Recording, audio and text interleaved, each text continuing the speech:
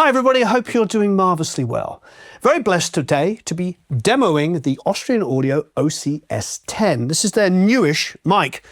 It's their flagship mic, and we are demoing one of my favourite songs by one of my favourite bands, and that is Head Over Heels by Tears for Fears. We have the great Max Kendall singing on it from the band Deco. We've got the incredible David Bennett. Yes, David Bennett's piano, David Bennett playing all the keys. Tony Franklin playing bass, and I'm playing some guitar, well, all the guitar, and doing some of the backgrounds just to fill it out so that there's a little bit more variation on the gang vocal. So without further ado, let's check out the cover.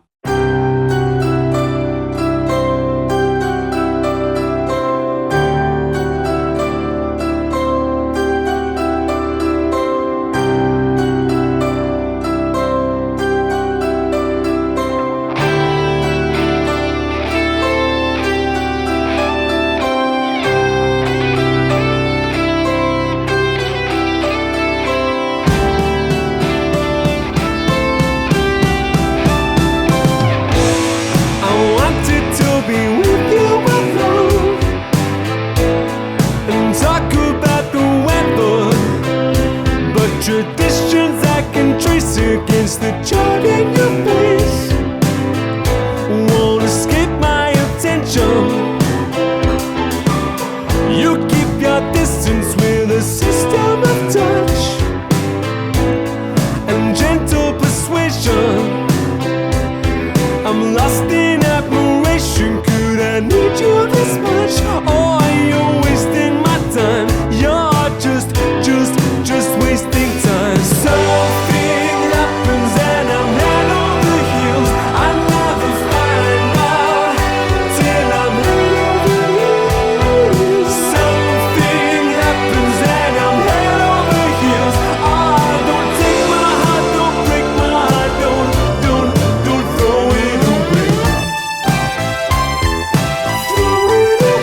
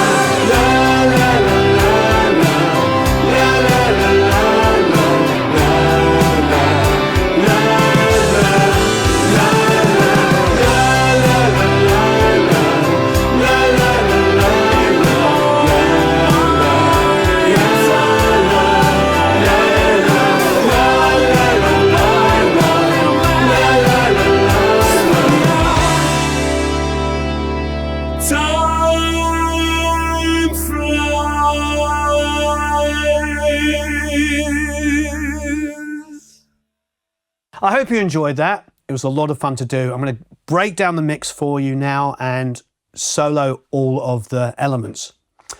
I've got to say, I really enjoyed working with this mic. It's fast becoming a favorite really, really quickly. You know, there's a handful of mics I highly recommend. Make up your own mind. Download the multi-tracks. I'm very, very happy with this. Now, let me just stick on some headphones. It's got those cheap Sonys at the moment. I didn't do much to the vocals deliberately on this mix so you could hear what they were doing. I've got a de-esser, an REQ, that's doing some gentle EQ, and I've got the RVox here. But actually, if I take all of this off, including the reverb, here is the raw, untreated file. I wanted to be with you alone and talk about the weather. He did it standing here. There's a little bit of ambience, I think. Actually, you could sound like I'm hearing the body of the acoustic guitar. But Max cut it here. I've got a de-ester on it, which I always put on specifically because I'm going to boost a bit of high end. I don't want to boost something, but it didn't really need de-essing. It didn't. I wanted to be with you alone and talk about the weather. Now, I used the Liquid Sonics 7th Heaven. I wanted to be with you alone and talk about the weather. He's such a great singer. I wanted to be with you alone and talk about the weather. If we go to the chorus vocals here, I've got one of the vocals, the lead vocal, with that same minimal amount of EQ and compression going on. And then I just printed a left and right of him singing with no treatment at all. So you get this. Something happens and I'm head over heels. I never find out till I'm head over heels. It's just really, really good. Let's listen to the outro vocal so you can have a laugh at my singing. Here I am. La la la la la la la la la la la la la la. There's no EQ or compression or anything on my vocals. Nothing can save my vocals. But in all fairness, I was deliberately trying to go la la la la la to fill it out because it's a gang vocal and it really needed this sort of La la la la la la la la la la la la la la.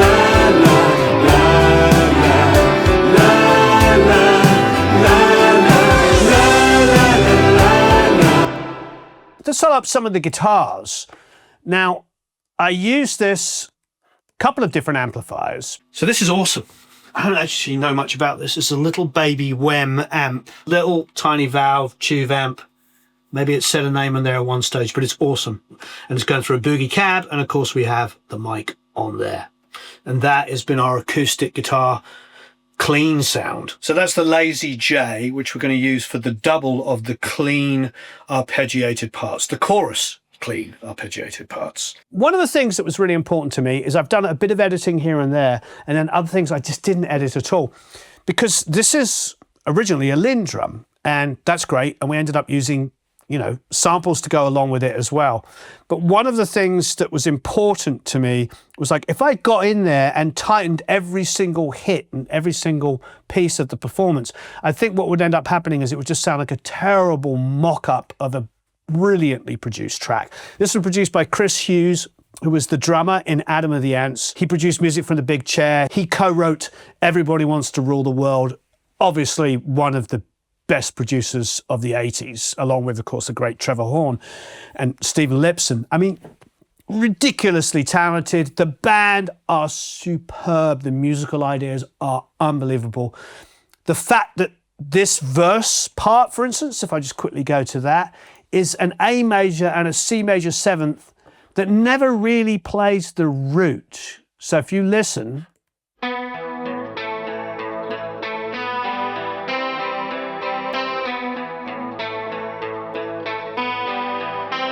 it's playing the C and the B in the high line, but no low note to hold it.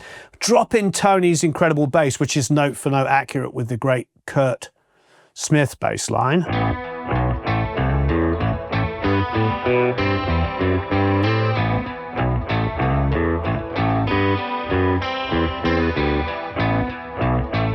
It's just brilliant. Escape my attention. You keep your distance with a system of touch. It's just catching all the vocal phrasing. It's a total James Jamerson part. Tears for Fears, what a band. What a band. I wanted to be with you alone. Tony's going to break down the bass for you. Hello everybody, Tony Franklin here. Whenever I think of Tears for Fears, of course I think of great pop songs. But they always had an alternative artsy vibe to them, which I loved. It gave them more depth and more interest and longevity, I think. And on Head Over Heels, the bass, in my opinion, plays a big part in that, especially in the verses. The chord changes are essentially A major to C major 7th. And so the bass, the first part is... right, pretty standard. And if I was brought in, like, we have that first line, take it from there, what would you do? And I'm like, okay, A. Yeah, I'd probably go to a...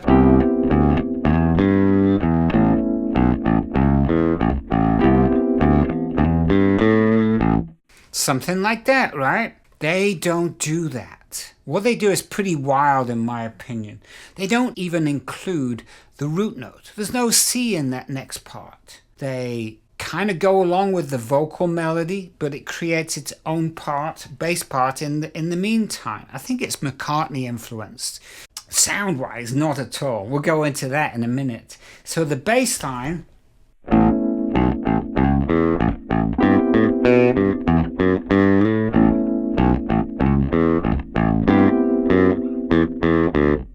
play very staccato, and it's not muting from this side either. It is all muting on the left hand.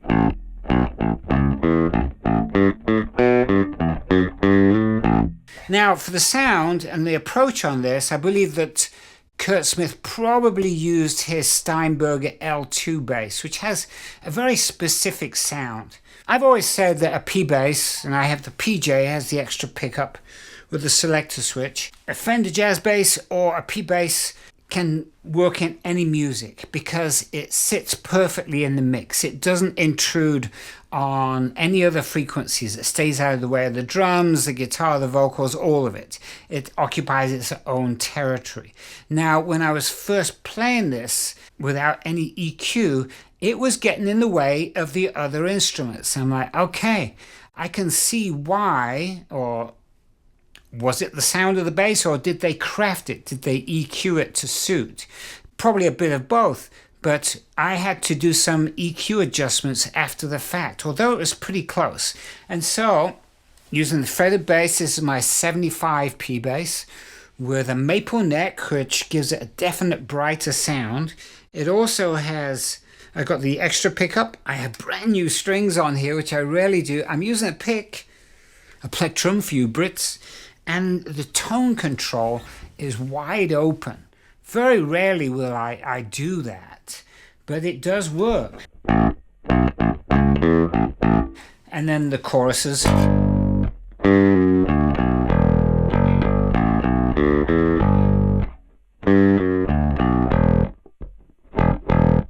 Very, very muted. And so a very specific sound, and that Steinberger, I don't know if he was going through an amp or what he was going through at that point, but it sounds like a lot of direct. Anyway, so that was the approach with that and how I approached it. I did some EQ after the fact just to kind of match the sound a little bit more. Anyway, so there are a few other little quirky bits on the bass which I love. And one of them is almost a bit of a nod to Spinal Tap. Big bottom.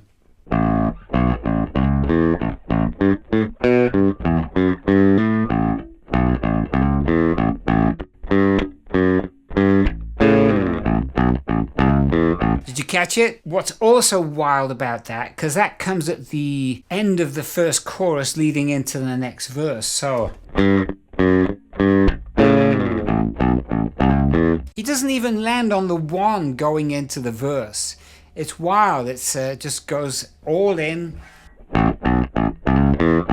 on the off beat, which is wild. You just don't really do that. But hey, that's what made them more interesting, gave them that depth. And then there's some cool fills in the end. Now the end changes the vibe altogether because we've gone from this very tight thing throughout most of the song, and it becomes very loose, open, sustained notes, a lot of sliding.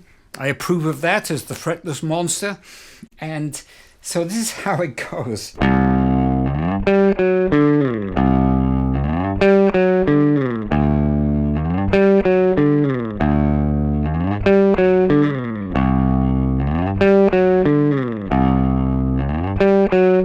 And then there's a very wild fill. Well, when I say wild, it's the way that he played it.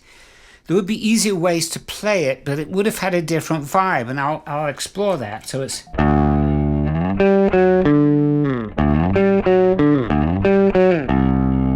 That's what he did. I mean, if that was me...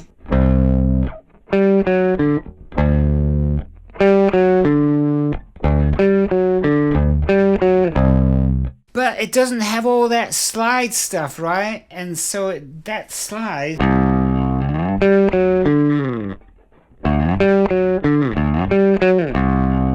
He's jumping around. I love it. Well done, Kurt, Mr. Smith. So there's one other fill, which I think is actually a little bit of a nod to Guns N' Roses, or maybe they took it from that. It's there's a fill, and see if you can guess which one it is. Sweet Child of Mine.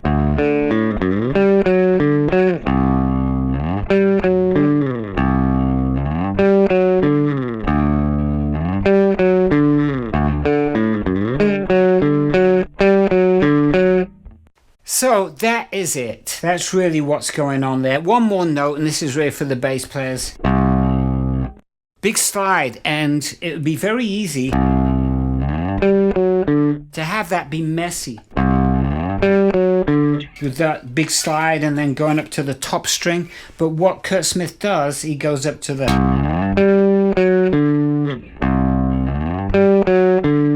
So he's keeping those strings muted.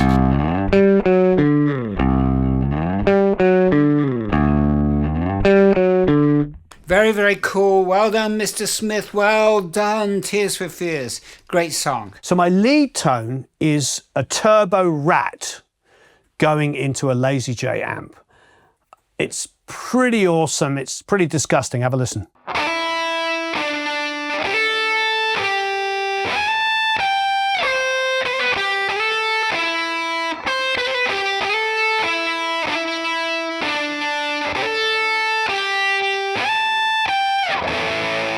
It's really over the top distorted with tons of Lexicon reverb on it. I used the UAD reverb, which is absolutely superb. It has this kind of pseudo octave.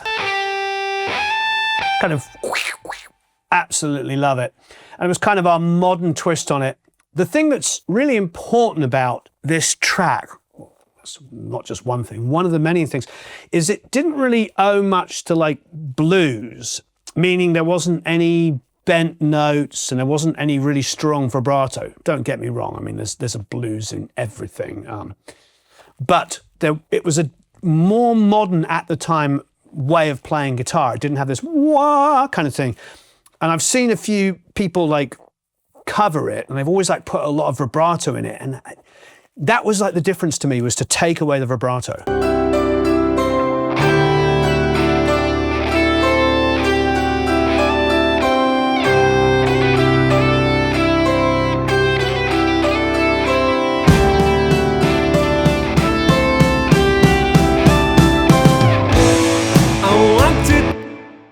Now, David's stuff is just great. David Bennett cannot be underestimated.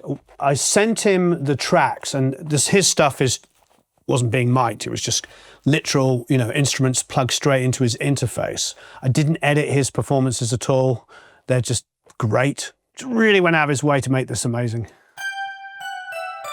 That's the electric doubled up with the...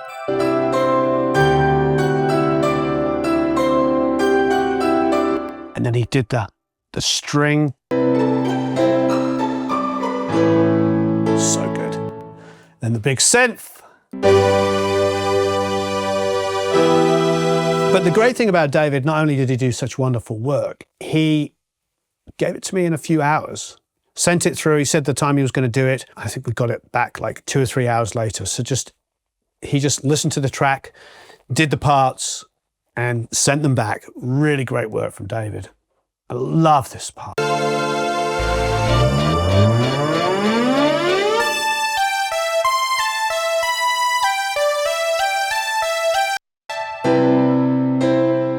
Oh, don't forget that.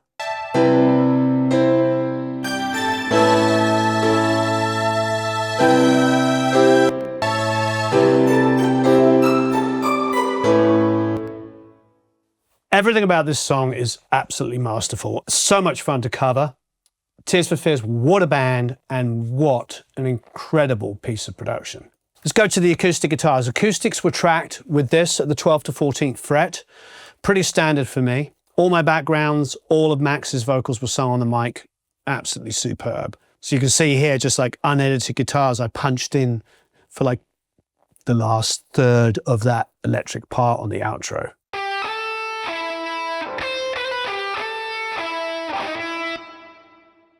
To me, when you've got something this so well arranged and so well produced, we're not reinventing it. Maybe we're having some fun with some tones, we're having some fun with maybe pushing the mix a little bit more, I suppose, louder in some ways, but I don't want to mess with what is inarguably one of the greatest songs of all time. The acoustics, just 2 full takes, waltz and all.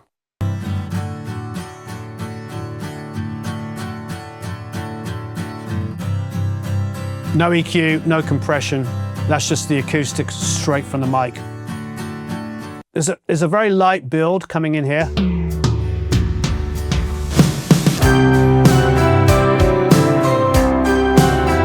And this is my fault. It's just got a gentle swing to it just to keep it moving. And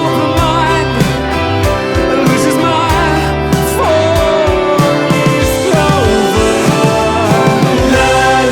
I added a harmony, and there is a harmony buried in there, and I watched one of the live, more modern Tears for Fears performances, which was absolutely superb from 2014. Incredible musicianship. And the harmony might actually be an octave down, third above, but I went for the third above the whole way, but it's buried in there. So if you listen to my harmony that I put in, and feel free, obviously, to download these multi-tracks and do your own version, but this is with and without the harmony.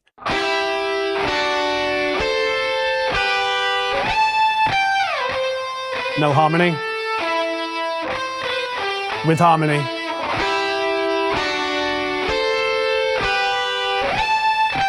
But that it made no sense to do either a harmony above it or below it. I feel like that has to be real.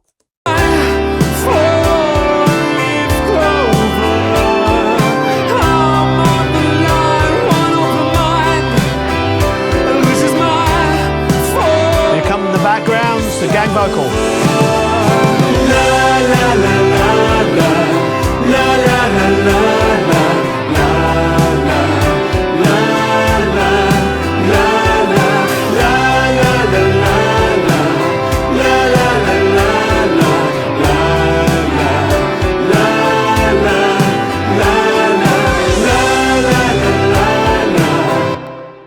Absolutely masterful. So this mic is absolutely superb. I've got to be honest, I've definitely fallen in love with it. I tried not to say this at the beginning. I want you to, really get your own impression of this. Download the multi-tracks, see what you think. Really, like for instance, like the acoustics, and quite a few things had nothing done to them. No EQ was applied to anything going down. It's quite comprehensive. I've used it on multiple things that you've already seen. We did a mono drum mic with S10 that used it on the Rhiannon, which if you haven't downloaded those multi-tracks, please do as well, the Rhiannon cover. When I was doing that, we did the vocal also using this mic with Leonie, who sung Rhiannon.